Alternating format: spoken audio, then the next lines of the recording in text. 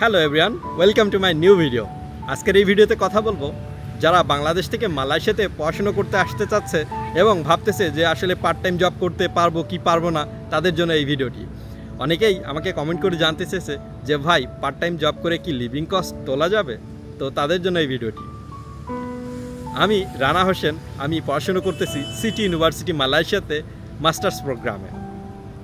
তো প্রথমেই একটা কথা বলতে চাই, মালয়েশিয়াতে কিন্তু পার্ট টাইম জব ইলিগাল।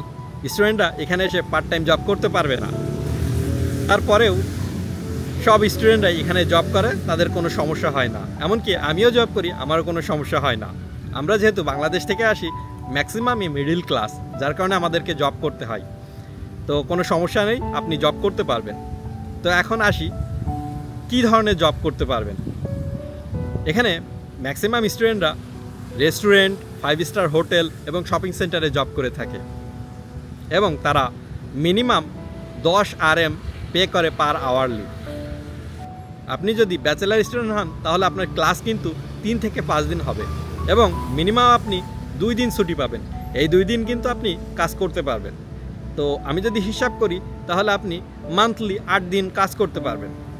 তো 8 দিনে আপনি মিনিমাম ইনকাম করতে পারবেন 8 থেকে 1000 রিঙ্গিত, যেটা আপনি আপনার লিভিং কস্ট চালাতে পারবেন। কিন্তু আপনি যদি ভাবেন যে আপনি টিউশন ফি অ্যারেঞ্জ করবেন পার্ট টাইম জব করে এবং আপনার লিভিং কস্ট কভার করবেন, তাহলে কিন্তু অসম্ভব। আপনি এসে কিন্তু অনেক বিপদে পড়তে পারেন। কিন্তু আপনি যদি মাস্টার্স অথবা পিএইচডি স্টুডেন্ট হন তাহলে আপনি একটা ফুল টাইম জব করতে পারবেন। কারণ মাস্টার্স এবং পিএইচডি স্টুডেন্টদের ক্লাস থাকে ম্যাক্সিমাম 1 থেকে 2 দিন। যেমন আমি যদি আমার কথাই বলি তাহলে আমার ক্লাস কিন্তু এখন 1 দিন করে, যেটা এখন অনলাইনেই হয়। তো আমি চাইলেই কিন্তু একটা ফুল টাইম জব করতে পারি এবং আপনি ফুল টাইম জব করে কিন্তু আপনার নেক্সট ইয়ারের টিউশন ফিও দিতে পারবেন, যদিও ওটা ডিপেন্ড করবে আপনার ইউনিভার্সিটি এবং আপনার সাবজেক্টের উপরে। তো এখন বলতে চাই যে আসলে জব পাওয়াটা কতটা ইজি নাকি হার্ড, এটা ডিপেন্ড করবে আপনার উপরে, আপনার স্কিলসের উপরে। আপনি যদি স্কিলস থাকে আপনার, তাহলে আপনি পৃথিবীর যে কোনো স্থানে গিয়ে আপনি জব করতে পারবেন, জব পাবেন।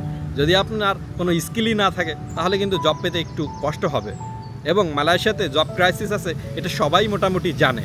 তো তারপরেও সবাই জব করতেছে। তো ম্যাক্সিমাম স্টুডেন্টরা 5 স্টার হোটেলগুলোতে জব করে থাকে, কারণ এখানে আপনি আপনার স্বাধীন মতো কাজ করতে পারবেন। তো এখানে একটা আইডি ওপেন করার মাধ্যমে আপনি কাজ করতে পারবেন। তো আপনি যখন ফ্রি থাকবেন তখন আপনি বুক করতে পারবেন, বুকিং করে আপনি কাজ করতে পারবেন এবং পেমেন্ট নিয়েও কোনো ঝামেলা নেই। আপনার ব্যাংকেই আপনি পেমেন্ট পেয়ে যাবেন। এবং আপনারা যারা জব খুঁজতেছেন অথবা জানতে চাচ্ছেন যে আসলে কি উপায়ে জবগুলো পাওয়া যেতে পারে, তো যদি আপনারা জানতে চান তাহলে আমাকে কমেন্ট করতে পারেন।